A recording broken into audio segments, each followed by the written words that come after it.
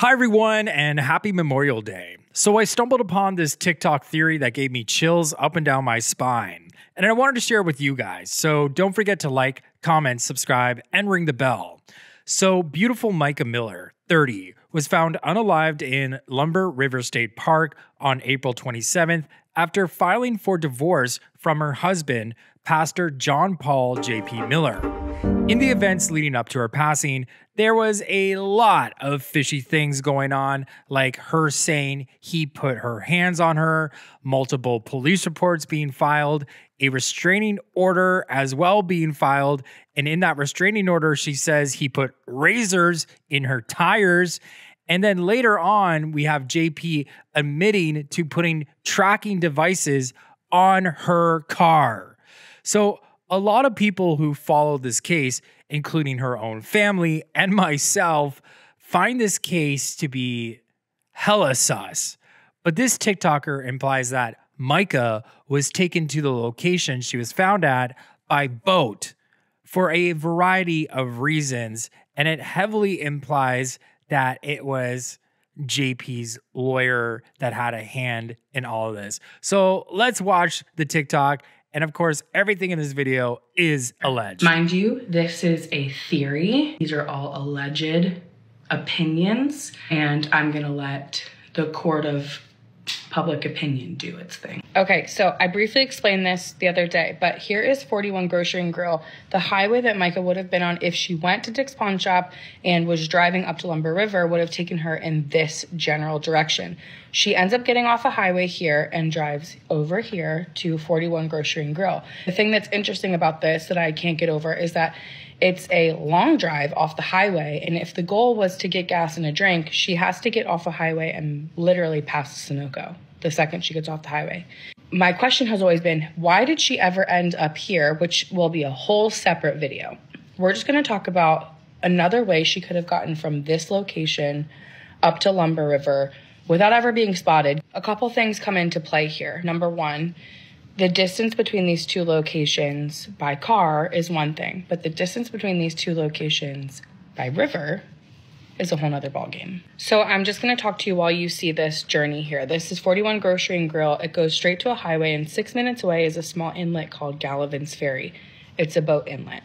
So I mentioned this in the video the other day. You're gonna see this is Lumber River. It goes straight all the way to Lumber River. But what we didn't know at that time was that Tom Winslow, or friends with J.P. Miller, who also went to Solid Rock Church, owns 200 acres of land that sits directly next to the border of South Carolina and North Carolina.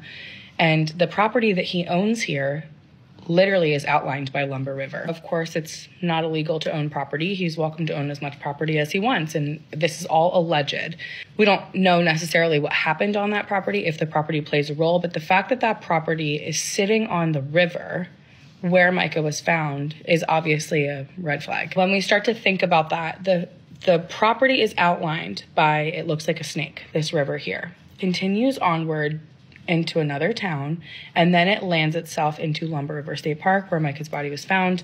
The thing that we need to pay attention to is the fact that Mica's family talked all about the crime scene here. Then we also had investigators go out, News Nation went out with the fishermen, and on top of that, Kyler Marlowe and the investigative team that she's working with, NDB, have gone there in person, found the location, saw that it's about a 15 to 20 minute walk from the car, which is not super overwhelming. However, if the goal on the phone, the 911 call, was to be found, the part that we all seem to get stuck on and find curious is that she waded through waist deep water to get to this restricted area in order to herself in a slough of water that is completely off the path that you would ever take to venture into the woods here.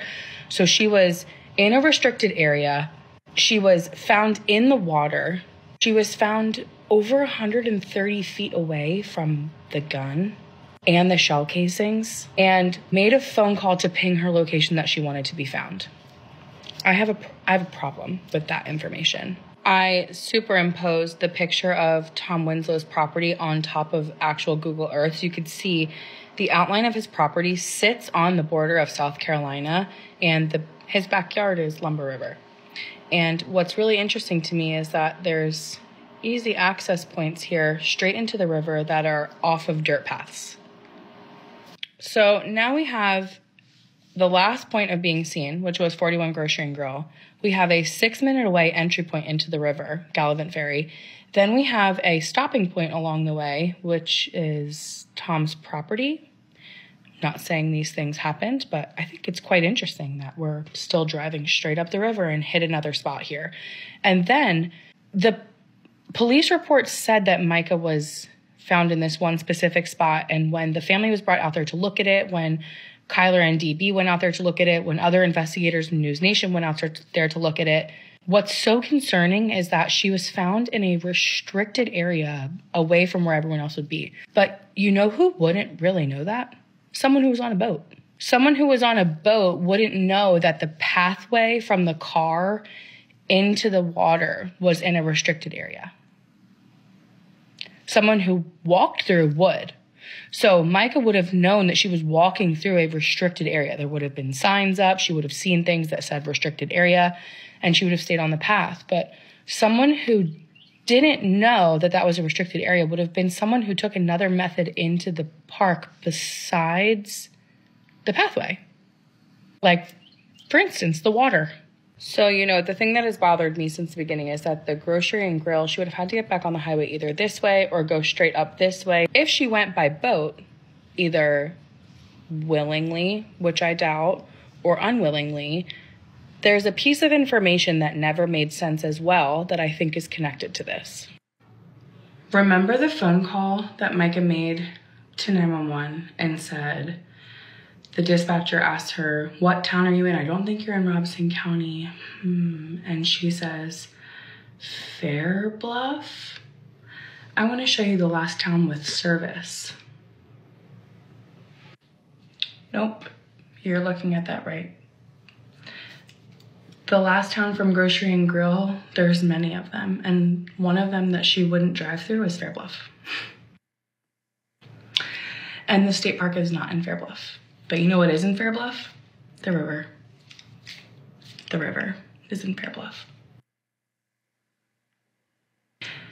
Gallivant's Ferry goes all the way up to Tom's property. And guess what the last town is between Tom's property and Lumber River State Park is? Fair Bluff. And when Mica on the phone says, what's the address of your emergency? Hi, are you able to trace the location of my phone?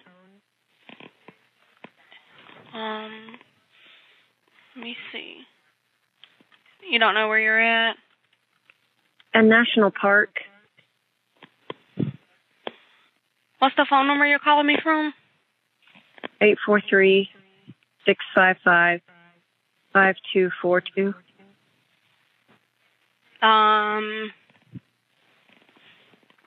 Where's the park located at? In Fair Bluff. Fair Bluff? You want to know why?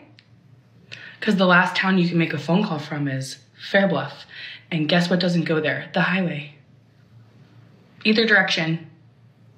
The highway, it goes around it in either direction. But guess what doesn't go around it? The river. So the fact that she was in a restricted area on the river, and the only way you wouldn't know that is if you entered in through the river and not on the pathway. My heart is beating out of my chest. I also found other videos of people poking holes in the fisherman's story because it keeps changing. So let me know if you want a video on that. But at the end of the day, I feel as though users are thinking that JP and his potential accomplice were expecting that the case would just be closed and people would just think, oh, Mica did this to herself. But what they weren't expecting was that the public were going to look so closely into all of the details and realize that a lot of the details do not add up. And this TikToker did a great job at looking at the different highways and realizing that neither highway passes through that particular town. as well as that town being the only town in the area that has cell service before Lumber River State Park. So I think it's very much plausible that Mica was taken there by boat. I mean, it does explain how she ended up in knee-deep water in a restricted area. So the question becomes, who took her there? Sound off in the comments below, and don't forget to subscribe by hitting my face here, and let's roll the outro. Bye, guys.